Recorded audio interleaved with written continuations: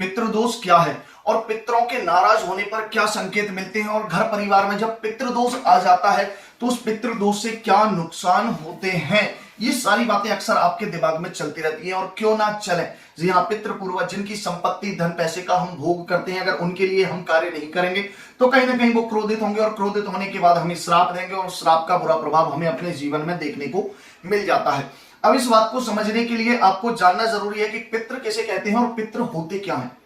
उसके लिए मैं आपको बता दूं, पितृलोक जिसके राजा हैं अर्यमा, अर्थात यमराज के भाई अर्यमा पितृलोक के राजा हैं। साथ में जो हमारे परिवार में जिनकी मृत्यु हो जाती है, मृत्यु होने के बाद जब वो यमलोक से अपनी पूरी नरक या सुख के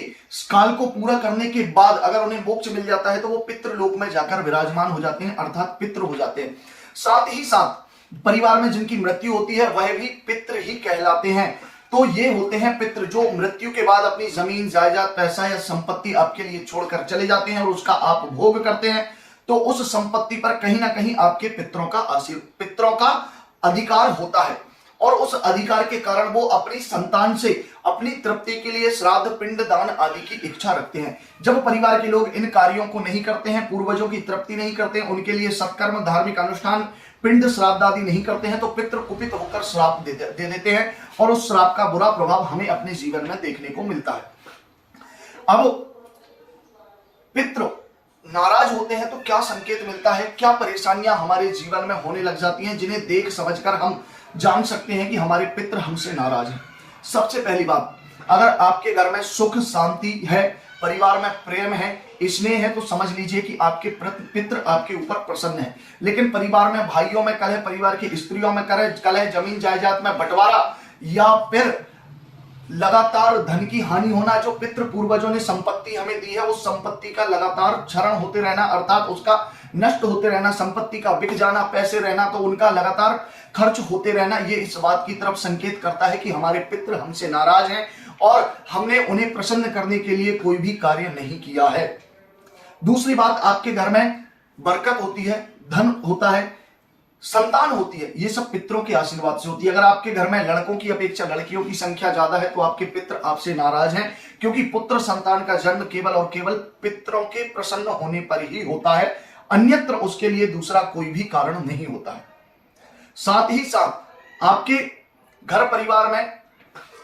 कोई रोग हो रहा है, रोग नहीं जा रहा है, कोई बड़े रोग हो रहे हैं जिनका कोई इलाज नहीं है, या फिर मानसिक तनाव है, या फिर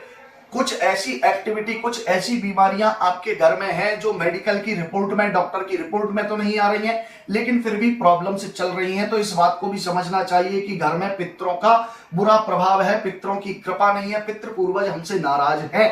तो इस बात की तरफ भी यह संकेत करता है कि हमारे घर में पितृ पूर्वजों का दोष है और हमें उसे ठीक करने के लिए काम करने की जरूरत है।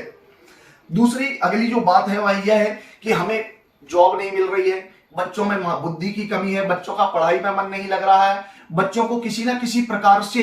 अपने जीवन में सफलता के लिए, जॉब के लिए, बिजनेस के लिए संघर्ष करना पड़ रहा है, उन्हें तरक्की नहीं मिल रही है, बहुत मेहनत करने के बाद भी आप अच्छा धन नहीं कमा पा रहे हैं, अच्छी सुकून का जीवन नहीं जी पा रहे हैं, परिवार में प्रेम स्नेह नहीं है, तो ये बात भी इस तरफ इशारा करती है कि आपके घर में पितृ और पूर्वजों का दोष है, उसे आपको ठीक करने की जरूरत है।